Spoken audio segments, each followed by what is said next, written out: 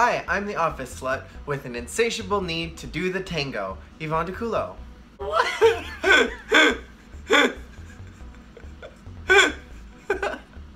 Thank you. And I'm that Xerox machine that you made a copy of your butt on. Gloom. And welcome to the Victory Lap, where we discuss the most recent episode of Season 9 of RuPaul's Drag Race. What had happened was, Trey didn't like the session. So this week the energy in the workroom is a little lackluster, and that is because the cuckoo has flown the coop. But, oh, that's funny. Thank you. Good job. However, that does mean that Trinity can take her rightful place as the queen of cuckoo, because she's actually got some cuckoo cakes to cuckoo about. She had some talks. This is a really huge challenge because this is the acting challenge. This is the one that kind of solidifies, you know, who is going to make it to the end and kind of give us another glimpse at the top. It's always the sewing challenge, snatch game, and the acting challenge that really gives us light on who's going to shine throughout the competition. I'm gonna be honest, I was a very sheltered child. Who would look at this face and be like, she obviously wasn't let out of the house. I was sheltered, so I never watched 90210. I didn't really watch any type of sitcoms in the 90s. My parents were adamantly against it. However, I did appreciate like the attitude, but I didn't understand most, if not all, of the references inside the acting challenge this week. I did not watch 90210 either. I did understand most of the references though, just from a pop culture knowledge. I especially enjoyed all the digs at Shannon Doherty.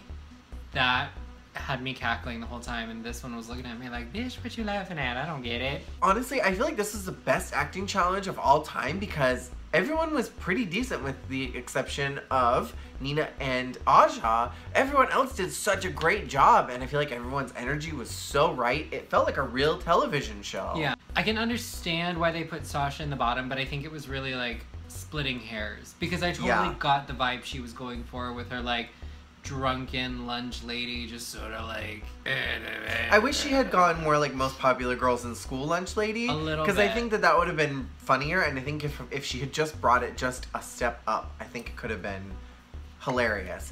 And like everyone had such good roles, you know? Yes, I loved all the parts.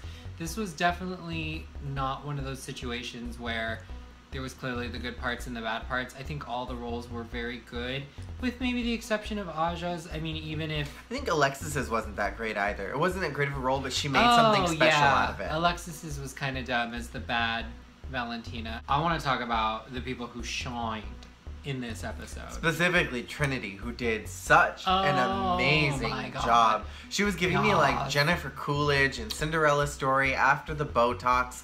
Like, she was giving me life. She was giving me Amy Poehler in Mean Girls. Yes, like, definitely. I'm not like other moms. I'm a cool mom. And she had so much fun with it, and she didn't hold back. That was what was great about it. She just went for it. Yeah. And I think actually that her performance hiked up Farrah's performance. It definitely did, because Farrah was a little low, but I thought because Trinity was playing that kind of like, I'm not a regular mom, I'm a cool mom, and because Farrah seemed like kind of embarrassed by that, like it made it all believable. If Trinity hadn't been overacting so much, it wouldn't have felt genuine and natural. Yeah. Because like much like Jennifer Coolidge in Cinderella Story, the stepsisters are a little crazy, but their acting is pretty mild compared to Jennifer Coolidge, who's just at 200% all the time, and they're a solid like 75. Sure. So I was definitely getting that, and her performance elevated Farrah's. Yeah, it definitely helped Farrah out, and Farrah needed the help because she was struggling after last week. So it was good to see her not on the bottom. Definitely. Super shout out to Shay, who pulled that role out of thin air. Like, she didn't even want to do that role. And like that Aja made such a big deal and didn't even do anything good with that role. It's like what Mel B said in the Shakespeare challenge. Like, how do you suck at being a bitch? Yeah. Like, how are you just bad at that? She wasn't even rude. You know what I mean? Yeah, it was disappointing that Aja really failed to get it. Threw away the role. When it was something that I think should have been so easy for her. And she was like such a bitch about getting it. Yeah. But then she didn't even try. She didn't even do anything with it. And I was really disappointed in Aja this week. I was really impressed with Shay. I was really impressed with Shay. Shay's on my team, isn't she? No, Shay's on my team. Are you sure? Yeah, Shay's on my team. Damn it. Well, fine. Shay is definitely the one to watch, and I will quote Trixie Mattel at the live at DragCon. Who do you think your top 3 is? Shea Coulee, Shea Coulee, and Shea Coulee. I thought she looked fierce in her Meet the Queens. I was not living for her attitude in it. No, I was not either. But now seeing her like in practice, seeing her on the show, I adore her. I would have loved to have seen her win this too, because she went all out. It should have been a double win, honestly. It should have been. It should have been. She didn't even look like herself. No, she was completely transformed, and I thought that was so fantastic. It was amazing. She looked fantastic. I mean, she looked awful, but it was fantastic. She looked awful in the best way. In the best way possible. She went for it, and it was so good to watch.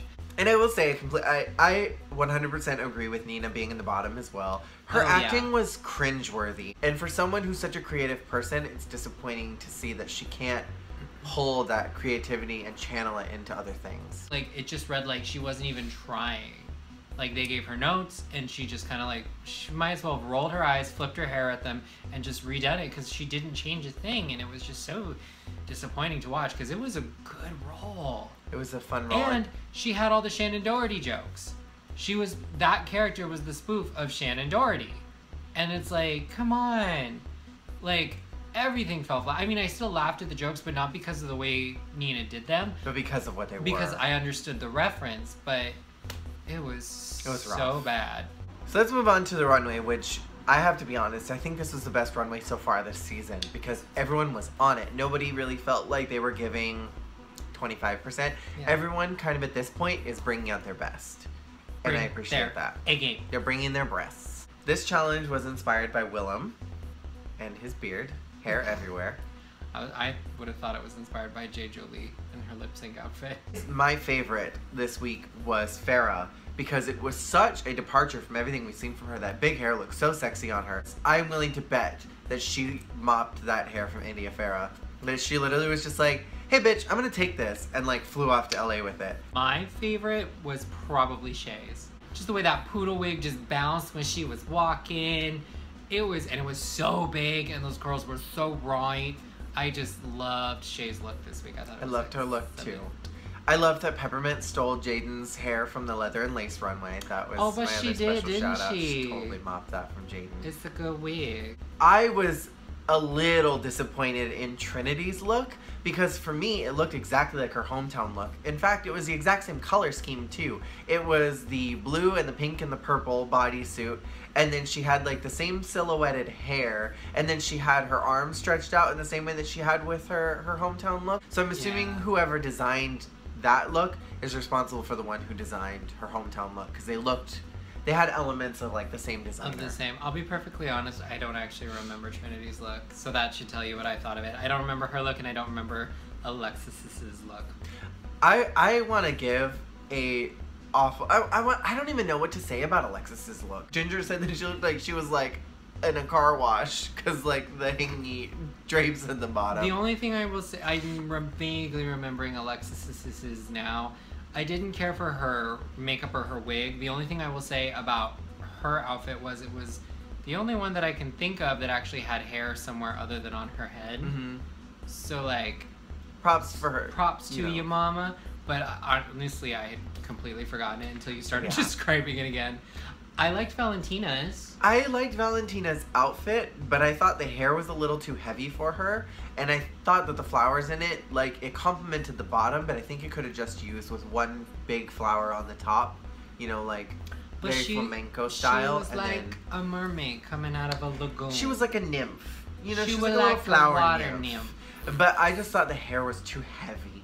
And I wish it had been, like, pulled back.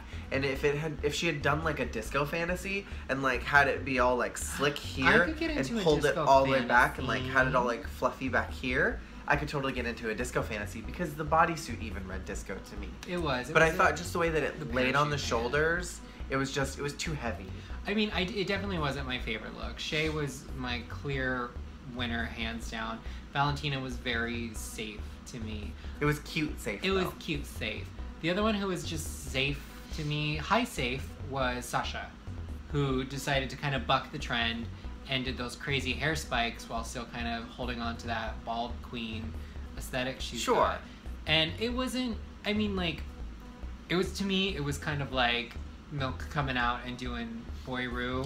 Yeah. Like, it was a risk because the challenge was hair everywhere, not 3 spikes of hair in a bang piece. It was cool, but it wasn't the challenge. It wasn't quite the challenge, but she committed to it and she rocked it and she did it well. Mm-hmm. So I'm willing to give her like a, this is safe for me. Yeah. But I also think that may have also contributed to her being in the bottom. Aja's look was fantastic. That dress with the cage was so hot. I didn't really love the hair.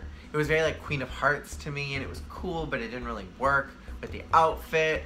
Maybe if it had like a spray paint in it, you know. I don't know, like a deep root or something. I thought her outfit was gorgeous. I thought she was gorgeous. I thought she was perfect. I thought she was Linda Evangelista. The outfit was sick. I loved it. I love outfits kind of like that, where it's like the inner workings of what should be a larger garment, but it's still like, it's cool. I liked the wig. I agree, a root could have been kind of cool, but I'm also kind of tired of seeing like a root on the runway. So Trinity won the challenge completely fairly. Yeah. I definitely think that it should have been a double win, but I'm not mad that Trinity won because she did such a bang-up job. She did. This would have been a tough one to call as a judge for me because it was like, how do you pick one over the other? Because Trinity did great in the challenge, but not so great on the runway. Shay did great in the challenge and great on the runway. If you look at it that way, Shay should have won. But also, like, Trinity, like, they both... See, that's the thing. They both came out and they were already there. Yeah. At least from what we saw, there was no coaching necessary. Mm-hmm. But I will agree that Trinity did manage to steal the scenes, even when she was in the background. Did you watch Untucked? Not yet. She was saying that when she went to the back of the dance floor, because I saw her swinging around back there, yes, she told the boys, pick me up. And they were like, what? And she was like, pick me up. And she was like, swing me around. And so, like, she was literally just, like, commanding them to do things so that she was still doing something while she was in the background. Yeah. And that is fantastic character acting. Like, when Bob was in the Empire Challenge and was, like, doing all those ad-libs, like, hope you're thirsty, bitch. Glad my prepaid phone is ringing. Like, all those little ad-libs make a person such a better actress. So let's get to the lip sync for your life. We have Aja and Nina at the bottom, which I don't disagree with. I thought that it was fair judgment for them to be there. This was kind of another lackluster lip sync song. A lot of the songs this season have been not so like 100%. And I thought that Aja did such a great job lip syncing it, and I thought she made the song come alive. And Nina was like feeling it. I don't know. I think what killed Aja were the splits and like the jumping around. Like, she didn't really need that. If she hadn't done that, I think she probably would have been able to stay. Because not every lip sync requires a stunt. And maybe that's what saved Nina. I always say when a queen starts to do a lot of stunts, she starts to look desperate and she starts hurting herself. I honestly think this whole lip sync was a farce. Like, from top to bottom, start to finish. The fact that Aja lost. I understand she's been on the bottom before and had to lip sync for her life. But I honestly didn't think she was as bad as Nina in the challenge. And she did not argue with her directors. Yeah. And she just threw a fit beforehand. She threw a fit beforehand, but that had nothing to do with the directors and actually getting it done. She was more professional on the set. She wasn't good, but she was more professional. And at least, like, I don't know, I at least felt like she was trying. Just sad fact of the matter is Aja can't act for shit. Yeah. Not everybody can. Not everybody can. In contrast, Nina didn't even seem like she was trying. She argued with the directors. She didn't take their notes. She didn't take their criticisms. And she was not as good in her runway look as Aja was. Aja was killer in her runway look. And so she was transformed. And she gave us something really new for Aja. And I do not understand how Aja is the one who loses and goes home. Yeah, I disagreed with it, but I can also kind of play devil's advocate. Like, the first time Aja lip sync was during a design challenge. The second time that she lip synced was during an acting challenge. Those are both really huge moments in the competition. And, like, Nina's proven that she can sew and that she can... Well, I mean, she can't. She can't sew. Eureka helped her with that. But, I mean, she's proven that she can pull it out enough to come up with something. So that's at least a portion of what it takes to get to the end. So she's got a little more in her, you know? And also, she was top in the Snatch Game, which is comedy. Aja didn't do so great in the Snatch Game. She was safe. She's clearly proving that she's not hitting all the marks. So maybe that was another part of the deliberation, was like, she's not hitting everything that we need to see, where at least Nina has some of what we're looking for. You know what I mean? I disagree with Aja going home completely 100%. But I can also see it from the other side that maybe, like, she's definitely not hitting all the marks. I think they kept Nina because Nina brings drama.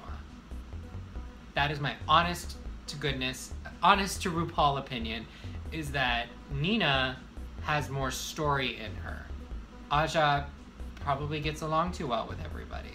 Yeah, she had her tantrum this week, but Nina's the one who's routinely throwing fits. Nina's the one who's rolling her eyes in the corner. Nina's the one who's breaking down on the runway. Nina is more interesting for television. Next week is a comedy challenge, and I've heard rumors that they're bringing back the roast of RuPaul. There are a lot of these queens that I'm very worried about for the comedy challenge. But that's also been neat every week. I've been like, I'm worried about them. And then they pull it out. Us. But I mean, like, I have no worries about Trinity. I have no worries about Sasha. I have no worries about Shay. Like, I'm sure that the three of them are going to do well. Even Valentina, I think, is going to be able to pull it out. But Peppermint, Nina, you know, I don't know. I'm worried. What I really don't want to see next week, and I'm not saying she's gonna do this, but it would be a safe thing for her to do, is for Nina to go the Coco Montrese route. Yeah. And I really don't want her to do that. If Nina's gonna salvage herself for me, if she's going to prove to me that she's got something worth keeping beyond good television, she needs to go outside of her furry pink box. I think Valentina is gonna skate by on her cutesy innocent thing. Yeah, a little bit like Ivy. Ivy kind of skated by. Except Ivy did bad. But she was safe. I think Valentina could actually really slay this, because here's the thing, Valentina actually is good at saying shady shit. Mm-hmm. We've seen it in her little talking head interviews. And so I think if she really goes for it, I think she could be really fun in this challenge. She could also be like Raja during the comedy challenge and just pull something out of nowhere, a crazy reference, and just be hilarious. Yeah. You know? So I'm excited to see what happens. I think there are definitely going to be some cringeworthy moments, though. I'm feeling it already. Yeah. I'm just mad that Aja went home. I wanted to see a lot more from her. I think she has a lot more to offer. Thank you all so much for watching this episode of the Victory Lap. Make sure to tune in next week and let us know what your thoughts are in the comments below. Make sure to check out my Instagram, Yvonne DeCulo. The link for that will be below. Where can they find you? You can find me at Jake Shandy on Instagram and Twitters. I'm on both of them. And make sure to subscribe for more of our nonsense. We'll see you all next week. Bye! Bye!